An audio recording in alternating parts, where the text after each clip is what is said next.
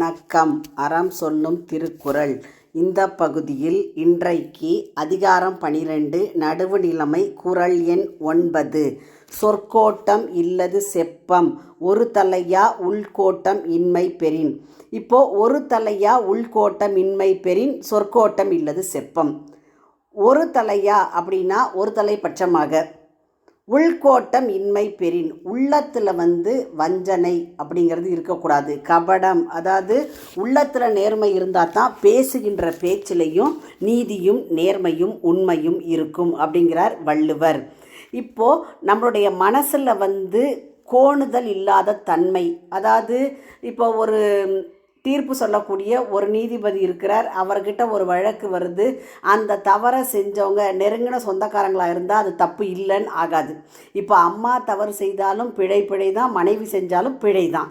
அப்போது நீதி சொல்லக்கூடிய ஒரு நீதிமான் எப்படி இருக்கணும்னா, உள்ளத்திலே கோணுதல் இல்லாத தன்மை. கோணுதல்னால் அதாவது உண்மை இல்லாமல் நேர்மைக்கு புறம்பாக அந்த மாதிரி நீதியை சொல்லக்கூடிய தன்மை அவர்கிட்ட இருக்கக்கூடாது. அதாவது மனசில் ஒரு தெளிவு உண்மை நேர்மை இருந்தால் தான் அவர் பேசுகிற பேச்சிலையும் சொற்கோட்டம் இல்லது செப்பம் சொல்லக்கூடிய சொல்லிலும் உண்மை இருக்கும்.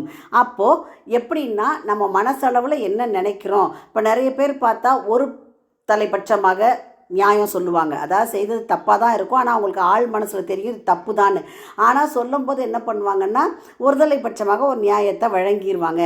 அந்த மாதிரி சொல்லக்கூடாது அப்படிங்கிறார் வள்ளுவர். அப்போ அந்த மனசில் நேர்மை இல்லை அப்படிங்கிற போது அவர் பேசக்கூடிய பேச்சிலையும் நேர்மையும் நீதியும் இருக்காது. இதை தான் வள்ளுவர் இங்கே சொல்கிறார். அப்போ குறளினுடைய பொருளை பார்த்தோம்னா, உள்ளத்தில் கோணுதல் இல்லாத தன்மையை உறுதியாக பெற்றால் சொல்லிலும் கோணுதல் இல்லாது இருத்தல் நடுவு நிலைமை ஆகும்.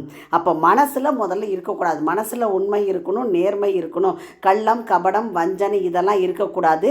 யார் ஒருத்தருக்காகவும் தவறான தீர்ப்பை சொல்லக்கூடாது. நடுவு நிலைமையில இருந்து தீர்ப்பு சொல்லக்கூடியவங்க ஒரு தலைப்பட்சமாக இவங்க வேண்டியவங்க இவங்க வேண்டாதவங்க அப்படின்னு பார்த்து தீர்ப்பு சொல்லாமல் உண்மையின் பக்கமாக தீர்ப்பை சொல்லுதல் வேண்டும். அப்போ மனசில் அந்த உண்மை இருந்தால் பேசுகின்ற பேச்சிலும் உண்மை வரும். சிந்தனையில் தெளிவும் உண்மையும் நேர்மையும் இருந்தால் பேசுகிற பேச்சிலையும் அதெல்லாம் இருக்கும் அப்படிங்கிறத வள்ளுவர் குறள் மூலம் எடுத்து காட்டுகிறார். மீண்டும் குறள். சொற்கோட்டம் இல்லது செப்பம் ஒரு தலையா உள்கோட்டம் இன்மை பெறின். உங்கள் இல்ல குழந்தைகளின் மனதிலே தினம் ஒரு திருக்குறள் பதிய எங்கள் சேனலை சப்ஸ்கிரைப் பண்ணுங்கள். லைக் பண்ணுங்கள், ஷேர் பண்ணுங்கள், கமெண்ட் பண்ணுங்கள், சப்ஸ்கிரைப் பண்ணுங்கள். நன்றி.